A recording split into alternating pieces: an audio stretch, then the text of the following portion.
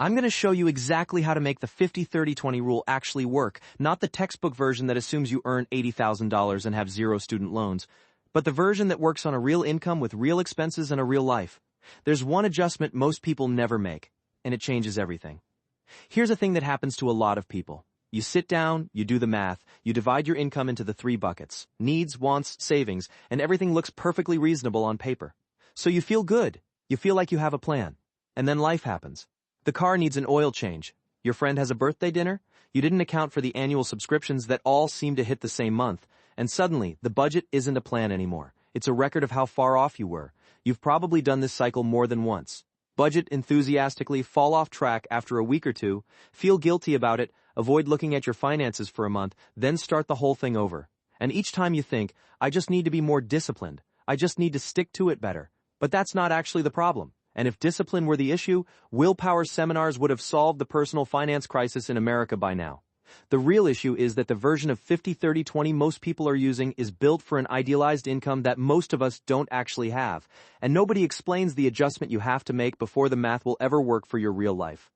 So what's actually going on here, and what is that adjustment? Let's get into it. You've probably told yourself you're just not a budget person, that some people are naturally good with money and you're just not wired that way. I used to think the same thing, but here's what's actually happening. The 50-30-20 rule was popularized by Senator Elizabeth Warren in her book All You're Worth, written in 2005. It's a solid framework, but it was designed around a median household income and a cost of living environment that looks very different from today. In 2005, housing costs were roughly 29% of the average household budget. Right now, for renters in most major metros, housing alone is eating 40 to 50% of take-home pay. If half your income goes to rent before you touch anything else, a framework that says keep needs under 50% has already failed before you open the app. This isn't a character flaw. This is a math problem. You're not failing the budget.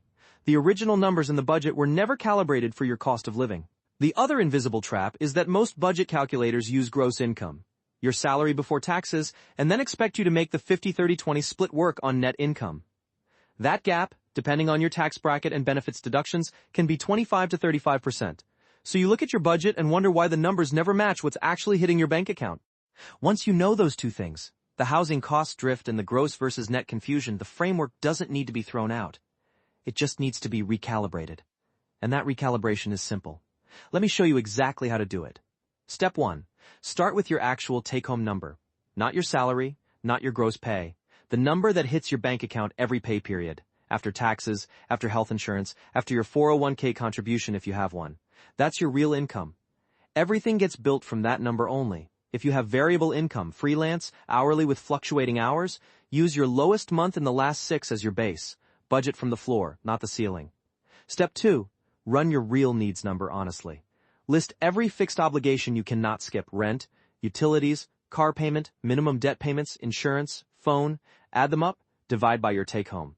That's your actual needs percentage. If it's 60%, you don't have a 50% needs budget. You have a 60% needs budget, and forcing 50-30-20 on top of that is why it always breaks. Here's why most people skip this step. It's uncomfortable to see a number higher than 50 in that column. It feels like failure. But it's not failure, it's data. And data is how you fix things. Step 3. Shrink one category intentionally, not randomly. Once you have real percentages, you have one decision to make. Which of the 3 buckets do you adjust?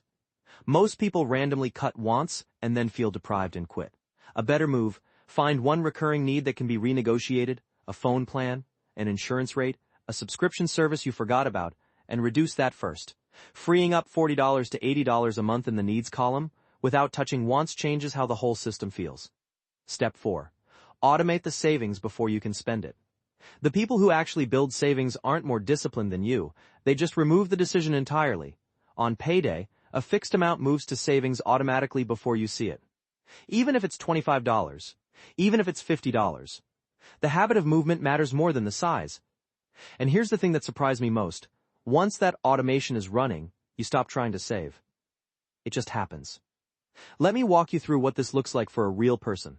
My friend Danielle was taking home $3,100 a month.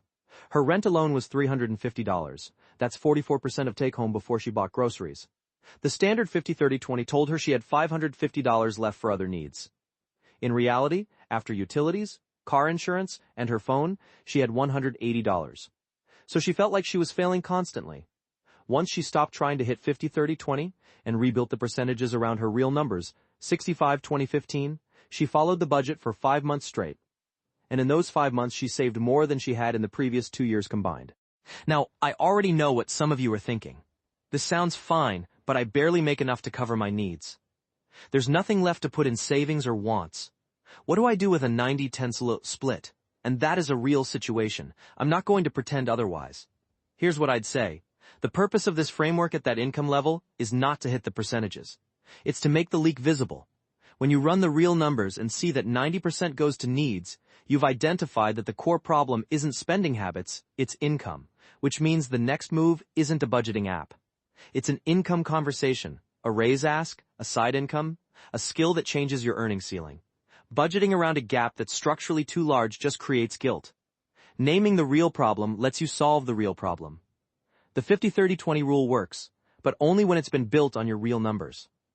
At any income level, starting there is always the right first move. Now you have something different.